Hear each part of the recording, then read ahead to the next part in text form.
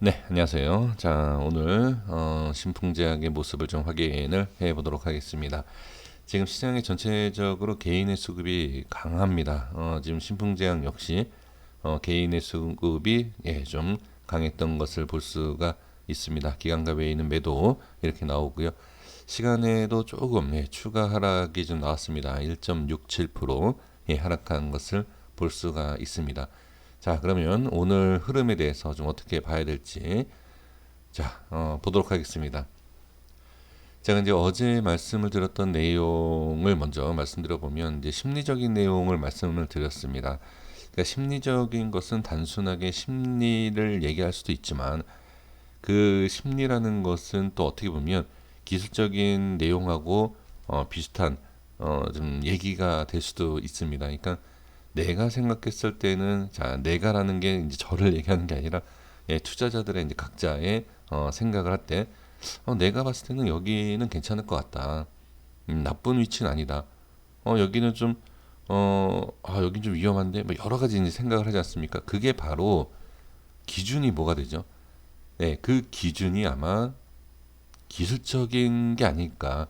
그러니까 이 밑에 내려올 때는 여기는 여기 얼마는 괜찮고 여기는 위험하고 이 기준이 신풍제약으로서는 뭐 12만 원이면 괜찮고 12만 2천 원이면 안 되고 뭐 11만 8천 원이면 위험하고 이건 아니지 않습니까? 기업은 그대로 그리고 하는 일도 그대로 모든 것은 그대로입니다. 그대로인데 지금 몇 프로 떨어졌느냐, 몇 프로 올라갔느냐 이 차이죠. 여기에 있을 때 매수해도 될까? 안 될까? 해도 되나? 뭐 여러 가지. 이게 이제 심리적이지 않습니까? 근데 이게 바로 어떻게 보면 이제 기술적으로도 들어가는 것이죠.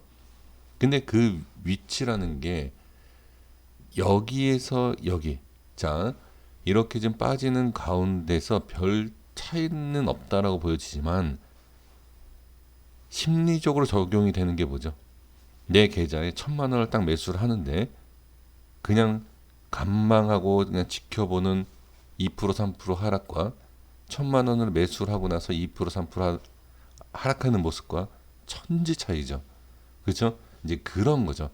기술적으로 접근을 하던 뭐 그게 아니다 하더라도 일단 내 계좌에 들어가면 매수가 체결이 되면 심리적으로 단기적으로 그런 내용이라는 겁니다. 그러니까 매수를 하되 여기에서 어떻게 마이너스가 찍히면 뭐 손절할 수 있는 그런 부분이죠.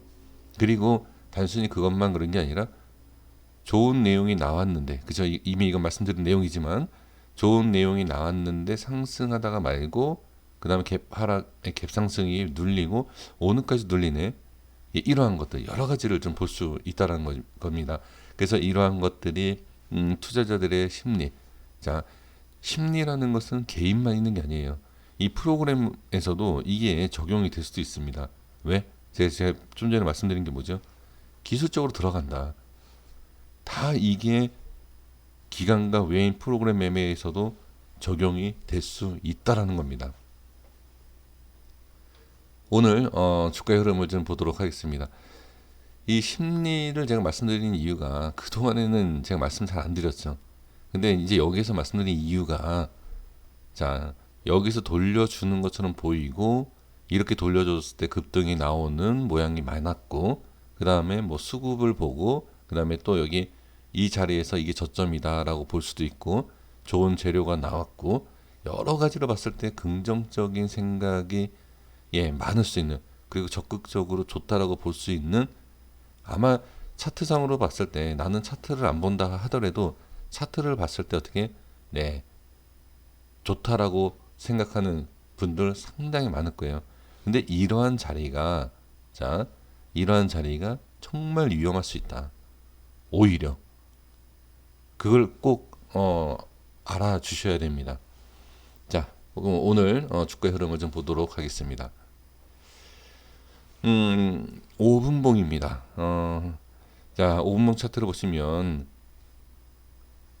자, 여기 설정해 놓았던 이건 이전에 과거에 이제 설정해 놓은 겁니다. 질문을 많이 주셔서 매 영상마다 또 말씀드려야 되는데 이거는 오늘 설정한 게 아니고요. 예, 이 전에 전에 있었을 때 설정한 겁니다. 음, 지금 오늘 하락을 하면서 여기 라인, 자 여기가 어땠죠? 밑꼬리가 생기면서 지지를 해준, 그리고 끌어올리는, 괜찮았어요. 여기까지는 괜찮았습니다.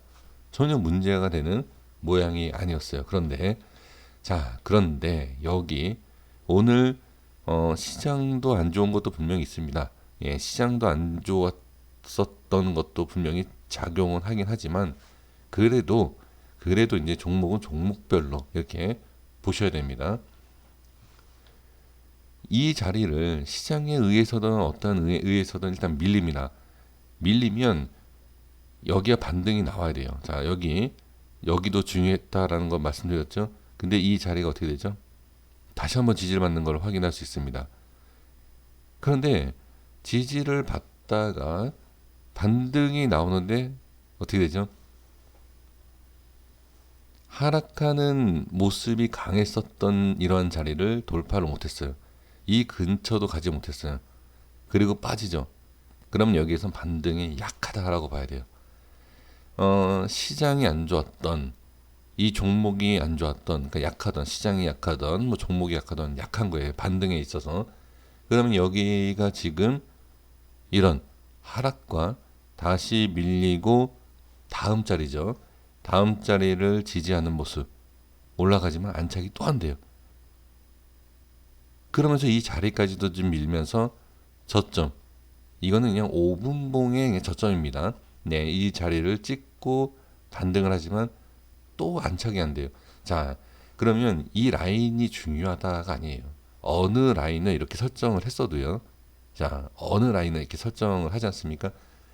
이 설정한, 자신이 설정한 거에 있어서 설명만, 그리고 이해만 하시면 돼요. 지금 이 라인대가, 자, 이렇게 해서 이렇게 왔다 갔다 하면서 이탈이 됐다. 그쵸? 그러한 모습에서 본다라고 하면 이 주가의 흐름을 그냥 보시는 거예요. 그냥 이런 식으로. 이 라인을 보지 마시고요. 이렇게. 그러면 주가가 이렇게 하락을 하면서 돌파는 약하고 하락의 힘만 좀 강해지더라 라는 것을 분석을 할 수 있다는 거죠. 그리고 나서 지금 이 라인 때 반등이 나오고 안착 못하고 또 밀리니까 시간 외에도 지금 이 밑에까지 최저점을 찍었던 11만 8천 원까지 시간에 지금 빠진 것을 다시 한번 확인을 할 수가 있습니다. 그러니까 지금 오늘 주가의 흐름을 보면 반등, 매수, 어제 설명드렸던 그 심리적인 걸 말씀드렸던 게 추가로 뭐였죠? 이 자리 밑에서 매수를 해도 된다. 밑에서 매수를 할까? 대기하는 매수 물량, 대기자들이 있을 것이다 라는 거죠. 그러면 그 밑에서 매수를 해도 된다라고 생각하는 대기자들, 그런 물량을 어디? 네, 이런 자리로 보면 돼요. 이런 자리로. 이런 식으로. 그런데 이제 거기에 있어서 예를 들어서 여기는 그렇다 쳐도 여기도 근데 조금 높은 데서 매수가 돼서 이렇게 빠지잖아요. 그러면 여기에 물량이 어떻게? 네, 매도 물량으로 바뀐다. 그렇게 보시면 돼요.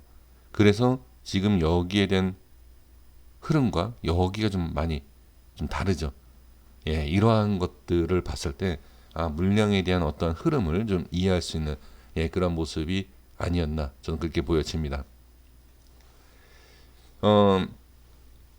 중장기에 대한 투자하시는 분들은 이거는 의미가 없을 수 있다라고 제가 계속 말씀드립니다. 이거는 그냥 주가의 흐름을 그냥 보는 거예요.